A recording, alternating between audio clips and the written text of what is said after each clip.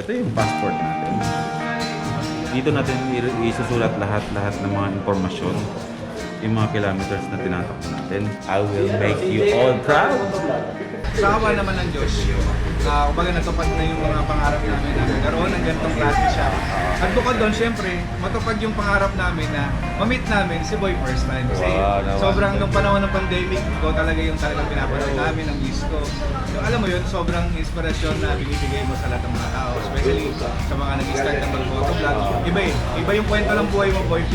Sa lahat ng motovlogger na pwede mong panoorin, kay Boy P ka lang makakuha ng istorya, totoong-totoo. As in, walang halong chemical, walang halong, basta totoo lahat. So, ganun. Kaya sa mga gustong, sa panoorin na lang siya.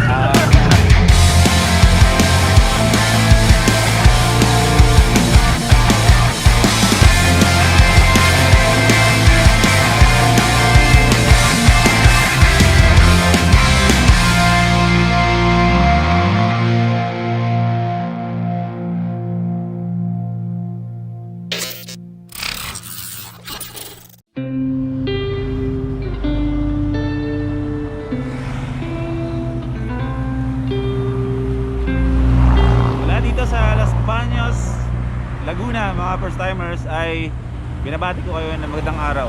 Welcome back sa ating vlog. Pasensya na kayo at medyo ilang araw tayo na busy. Hanggang ngayon busy tayo. And dahil nga sa pag-asikaso natin ng First Time Moto Laguna branch, nasa 50% na yung status ng shop natin.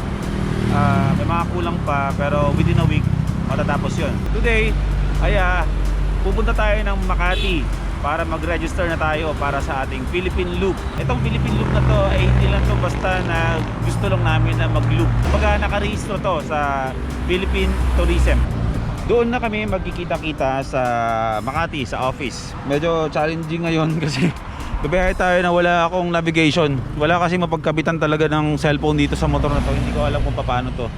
Pero hihinto na lang ako para check ko yung location na pupunta natin, Makati City. Okay, babiyahin muna ako ng Matiwasay. Hindi muna ako mag-vlog sa kalsada kasi wala na naman akong chin mount dito. Magkita na tayo doon sa mismong Makati kung saan tayo mag-register. Tsaka sundan na niya rin itong vlog na to kasi kung kayo ay may mga balak in the future na mag-Philippine Loop, makakatulong itong video na to sa inyo.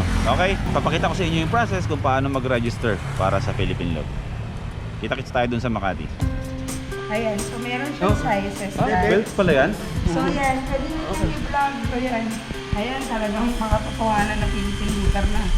Yan yung isang best, but mas feel ko to. Why?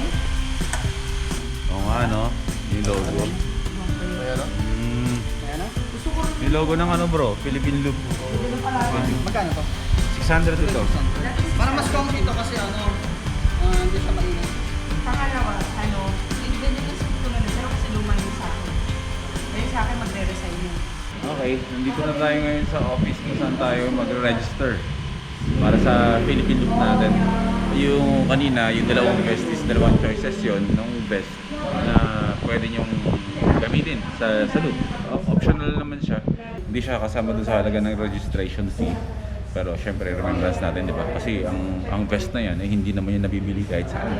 Di ba? Unless na nag-Philippine Loop ka talaga. So, bibili tayo mamaya, pero umorder lang muna kami ng pagkain namin para kakain muna bago tayo mag-register. Hindi na tayo mahirapang mag-register nito kasi meron na tayong application form. Okay? Yan lang. Hindi ako nakapag-vlog kasi nga ito yung helmet ko. Wala tayong chin mount. So dito ay may dalawang option ng pag-register na Philippine Loop. Isang online para dun yun sa mga malalayo para pumunta dito or mga ayaw pumunta dito. Pwede kayong pumunta or pwede kayong mag-register online. Ano pa yung mga requirements? Kapag sa online kayo ay ito yung application na makikita ninyo. Lahat ng application, lahat ng requirements is ipapadala nyo through pictures. Sa amin, yung registration form is nakuha namin online, print namin. Pero syempre, para din sa experience at documentation na nag-register talaga tayo. At syempre, para maramdaman natin na talagang mag-Philippine tayo, di ba? Kumbaga, actual yung proseso natin. So, meron tayo dito yung registration form. Tapos, ito yung na-download namin. Yan. Hindi, ano lang to. Tungkol lang to sa Philippine Loop. Tapos, nandito ay... nandito yung mga rules and mechanics nakalagay dito. At ayan, ang kailangan ay ang registration form. Ito na yon. Picture of the vehicle to be used. So, ang picture natin ay nandito. Dala natin. Yung ADB 150 ang gagamitin natin. Ang picture is yung na harap and then yung likuran. Pagkatapos, kailangan din ng Xerox copy ng ORCR ninyo. At Xerox ng driver's license. Okay, goods na. Hingin na ng kopya, no? No, souvenir mo na lang. Souvenir. Hindi mo kailangan i-submit na yung dress. Kung meron kang ganito mas pabor, O, sige. souvenir mo. O, tara. Isabit na natin to. System, dala ko yung buko mo, ah. Dala ko yung buko mo, ah. O yan o, may buko ko. Sige. Dito tayo mag-picture.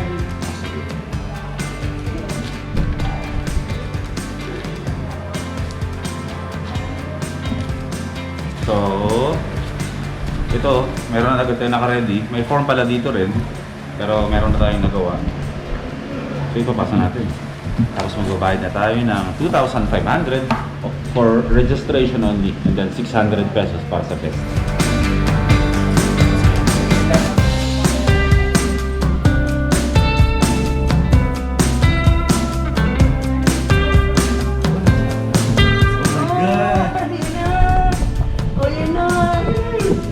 Ganun lang kabilis. Kasi shoutout kay Miss Gemily Torres, the ongoing 7th time solo Philippine Looper. Naglulup siya ngayon, tapos na niya ang Luzon. Mag-Vivismin na siya bukas. Ha? Large ka lang. Large. Sige po, Kasi try po natin. XL ah.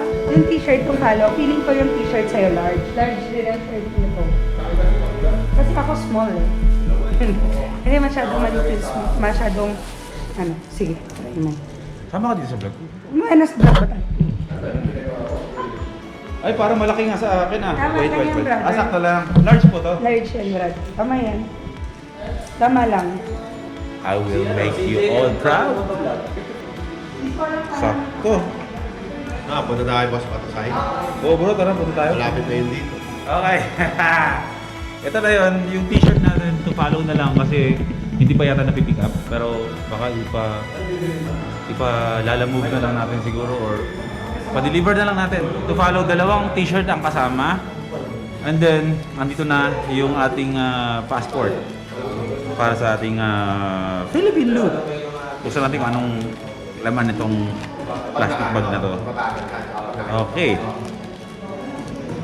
Meron dalawang sticker dito na Philippine Looper. Tapos siguro sa malamang sa motor to ikakabit yung isa. And then ito yung passport natin.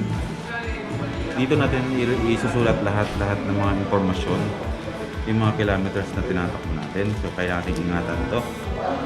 Ayan o, mga nakalagay dyan. Riding day number 1. Start of tour. Pangalan yan, nilalagay natin yung mga yan, tapos riding day number 1, starting address, Luneta, destination, Matnog, Sorsogon. Yan ang first day natin. Miss Jem, saan po ilan? Ito sa motor, tsaka yung isa? Ako, isa lang sa motor. Souvenir yun. Souvenir yung isa. Alam mo na lagay mo sa inyo. Okay, nga. Souvenir mo na lang. Yung isa sa motor. Pero kasi, anong motor gagamitin mo? AD. Uy, malakasan. Personal mo naman yun. Priceless itong sticker nito. Walang ni isang pwedeng umarbor niya. Huwag ka magpa-cardboard. Oo. Souvenir mo yun. Tapos ito. Actually, kung bayad ka na, hindi mo ito kailangan dalhin. Nabigay mo na yung form mo sa'yo, tago mo na yan. Souvenir na rin yan. Basta sa mismong loop, hindi mo na kailangan dalhin. Ang dadalhin mo na lang, kung passport. Pero ilagay mo sa plastic. Di ba nakikita mo, lagyan ko ng plastic. So, tendency, Pag umulan, pag umulan o pag picture kayo, lagyan mo ng pangalan to. Ah. Pangalan mo, pipicture yan. So, lahat ng resibong ginagawa ko, roro or gas, sama-sama dito. Para at least hindi mo organize. organize. Kunyari. Tapos, before the loop, bago kayo mag-start, magpapagas kayo, ipitext nyo doon sa number na nandito kung kanino hihingi ng approval code. Dito. Binigay ko na sa inyo yun. Lalagay ko dyan. Pila ko yan. Ito, tsaka na natin pag-usapan. Okay, goods na tayo dito sa registration ng Philippine Loop. Meron pa kami isang pupuntahan ngayon kay Boss Batosay. Pipikapin namin yung mga upuan na sponsor din niya sa Hampas Loopers para palitan yung mga upuan namin para sa buong Philippine Loop kasi sakto lang din na kasi yung ADV natin napupunit na yung upuan niya. So, maraming salamat Boss Batosay sa pag-sponsor sa upuan ng aking Honda ADV na si Spike. At maayos at hindi punit na ang aking upuan sa buong biyahe natin sa Pilipinas. Magkita na lang tayo ulit doon kasi wala akong camera sa helmet. Kita tayo doon, ha? Boom! Nandito na tayo kala Boss Batosay.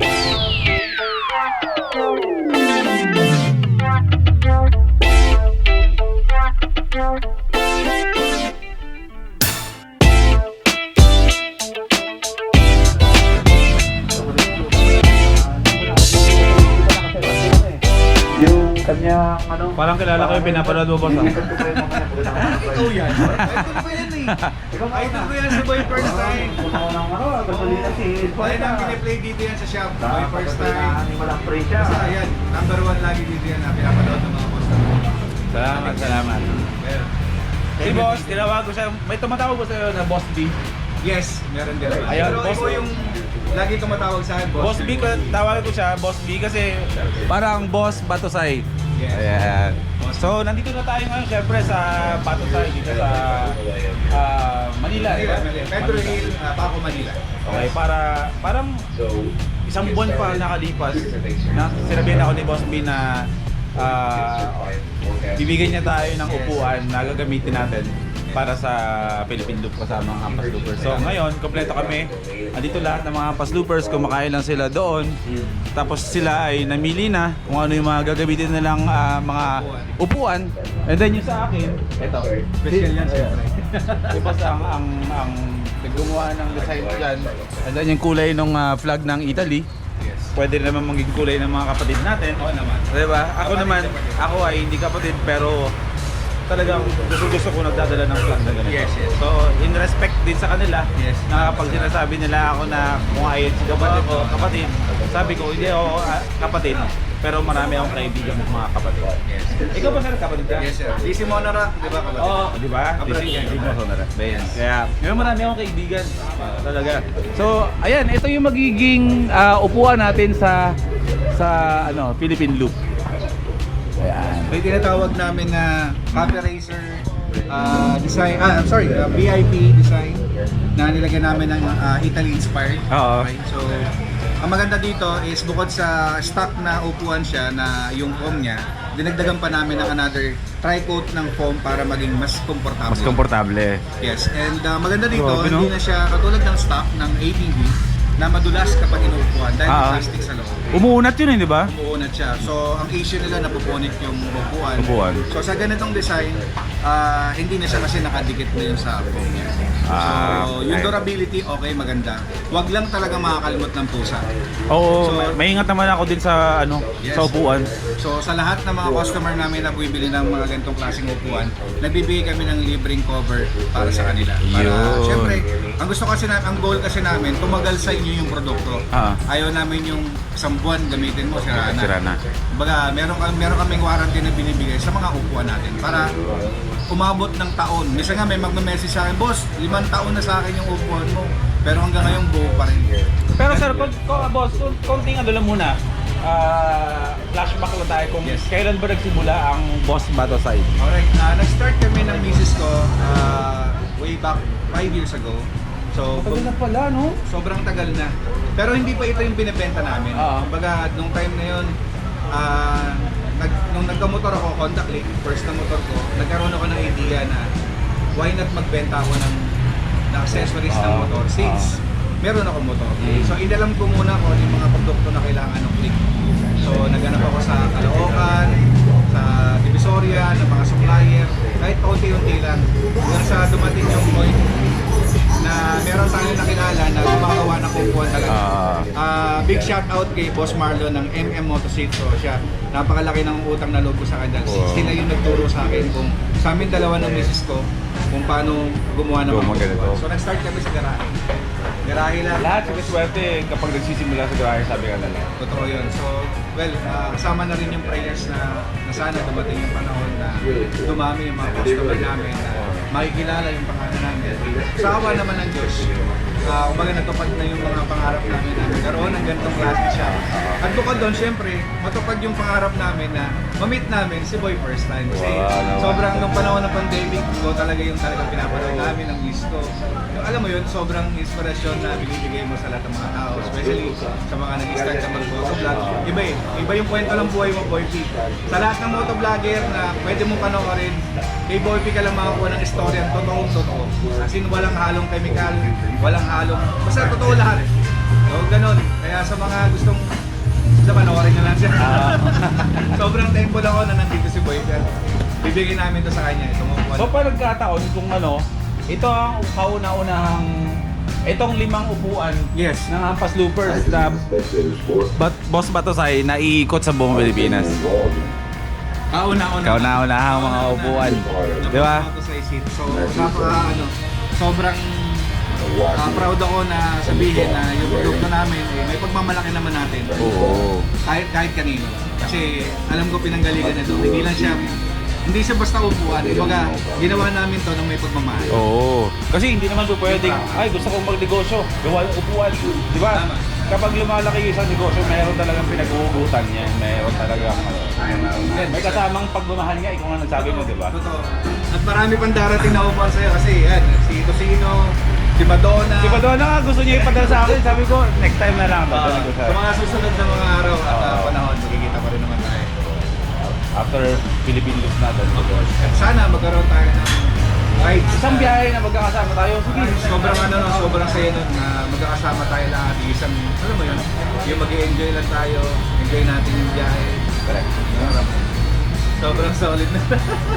Okay, Boss Batosay ah. Makikita nyo yan sa Facebook, i-search nyo lang. Okay, sila ang bahala sa mga upuan ninyo. Easy sila. Ang pinagpalang hanap buhay, simulan sa pagmamahal. Kahit sino naman siguro nagmumotor, talaga magkakaroon talaga ng gilid na magpalit ng mga upuan sa mga motor nila tulad ko. Pero di ba, maraming brands na meron. Minsan nga bumibili pa tayo ng mga brands sa ibang bansa. Pero hindi natin alam na meron pala tayo dito sa Pilipinas na matibay din at sariling atin. Yes. Bakit hindi natin suportahan yung sarili nating brand dito sa Pilipinas? Simulan natin. Boss Batosay, mga first timers, sa lahat ng mga nagmumotor, alam ko napakarami nagmumotor dito. PM na kayo. Boss Batosay, PH sa Facebook. Boss, thank you ah. Magkita-kita tayo. Thank you talaga, brother. It's an honor na makasama ka namin. Maraming